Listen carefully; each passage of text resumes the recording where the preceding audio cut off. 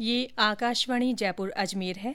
अब आप ऋतिका गुप्ता से बीकानेर जिले की चिट्ठी सुनिए। इसके लेखक हैं मोहम्मद रफीक पठान। पिछले दिनों बीकानेर में सूचना एवं प्रसारण मंत्रालय और केंद्रीय संचार ब्यूरो क्षेत्रीय कार्यालय जोधपुर की ओर से 5 दिवसीय मल्टीमीडिया प्रदर्शनी अमृत यात्रा राजकीय डूंगर कॉलेज में लगाई गई। ये प्रदर्शनी केंद्र और राज्य सरकार की जन कल्याणकारी योजनाओं पर आयोजित थे। इसमें आजादी का अमृत महोत्सव के तहत आजादी के आंदोलन से लेकर भारत की अब तक की विकास यात्रा को मल्टीमीडिया माध्यमों से दर्शाया गया। प्रदर्शनी का शुभारंभ करते हुए केंद्रीय मंत्री और बीकानेर सांसद अर्जुन राम मेघवाल ने कहा कि इस मल्टीमीडिया प्रदर्शनी के माध्यम से युवा एक भारत श्रेष्ठ भारत और डिजिटल इंडिया को देखकर विभिन्न योजनाओं से रूबरू हो सकते हैं। उन्होंने कहा कि वर्ष 2047 से पहले ही भारत एक महाशक्ति के रूप में संपूर्ण विश्व के सामने दिखाई देगा।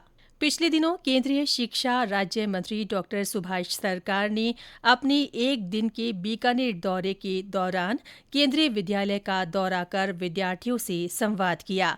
इस अवसर पर डॉक्टर सरकार ने कहा कि प्रधानमंत्री का परीक्षा पे चर्चा कार्यक्रम देश के सभी विद्यार्थियों और उनके अभिभावकों के लिए सुअवसर है। इसके माध्यम से युवा पीढ़ी का न केवल बौद्धिक बल्कि समग्र विकास हो रहा है।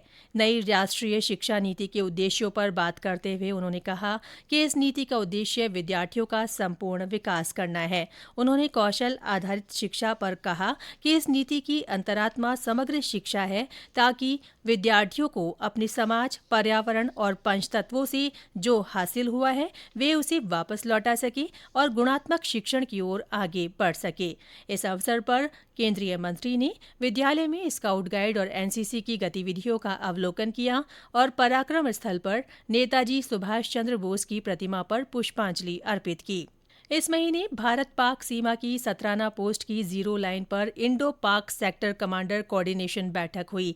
बैठक में जिले से लगती भारत पाक सीमा पर ड्रोन से हो रही मादक पदार्थों की तस्करी को लेकर बीकानेर सेक्टर में पहली बार मीटिंग में कई मुद्दों पर चर्चा की गई। बैठक में बीएसएफ अफसरों ने ड्रोन से मादक पदार्थों की तस्करी, फायरिंग और घुसपैठ पर कड़ी आपत्ति जताई। बीकानेर सेक्टर मुख्यालय के डीआईजी पुष्पेंद्र सिंह राठौड़ ने बताया कि सेक्टर कमांडर लेवल की मीटिंग सौहार्दपूर्ण वातावरण में हुई। पाक रेंजर्स ने सभी मुद्दों पर सहयोग का वादा किया है। उन्होंने तस्करों की धरपकड़ करने का भी आश्वासन दिया है।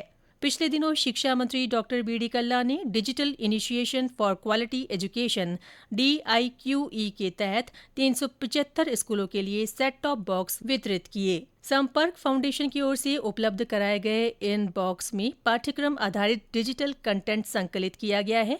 इसके माध्यम से सरकारी स्कूलों के बच्चे डिजिटल प्लेटफॉर्म पर अध्ययन कर सकेंगे। जिला कलेक्टर भगवती प्रसाद कलाल ने बताया कि DIQE के तहत जिले के 601 स्कूलों, 18 छात्रावासों और 27 मदरसों में स्मार्ट टीवी और हार्ड डिस्क उपलब्ध करवाए गए। बीकानेर में इस बार गणतंत्र दिवस का मुख्य समारोह शहर के डॉक्टर करणी सिंह स्टेडियम में आयोजित किया गया। शिक्षा मंत्री डॉक्टर बीडी कल्ला ने ध्वजारोहण कर मार्च पास्ट की सलामी ली और परेड का निरीक्षण किया। पहली बार परेड में बीएसएफ की ओर से कैमल मार्च निकाला गया। इसका नेतृत्व महिला अधिकारियों ने किया। इस अवसर पर विभिन्न क्षेत्रों में उल्लेखनीय कार्य करने वाली 95 प्रतिभाओं को सम्मानित किया गया। कार्यक्रम में स्कूली विद्यार्थियों ने व्यायाम और योग प्रदर्शन किया। समारोह में पहली बार कथक नृत्य भी प्रस्तुत किया गया। आत्मरक्षा तकनीक प्रदर्शन, घुड़सवारी और बाइक कौशल प्रदर्शन आकर्षण का केंद्र रहे।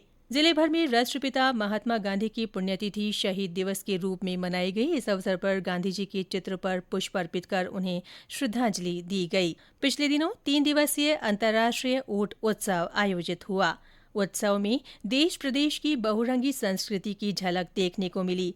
3 दिन तक चले फेस्टिवल में ऊँटों की रोमांचकारी प्रतियोगिताओं के साथ देशी और विदेशी पर्यटकों की भी कई प्रतियोगिताएं आयोजित हुई। ऊँट उत्सव के दौरान नवाचार के रूप में पहली बार बीकानेर बाई नाइट का आयोजन किया गया, जहां वीर रस प्रधान अमर सिंह राठौड़ की रम्मत का मंचन किया गया। हर्षू की चौक में बीकानेर का परंपरागत डोलची खेल बड़ी स्क्रीन पर दिखाया गया। इस महोत्सव का समापन गांव रायसर के रेतीली धोरों पर आतिशबाजी से किया गया। इसके साथ ही बीकानेर जिले की चिट्ठी समाप्त हुई।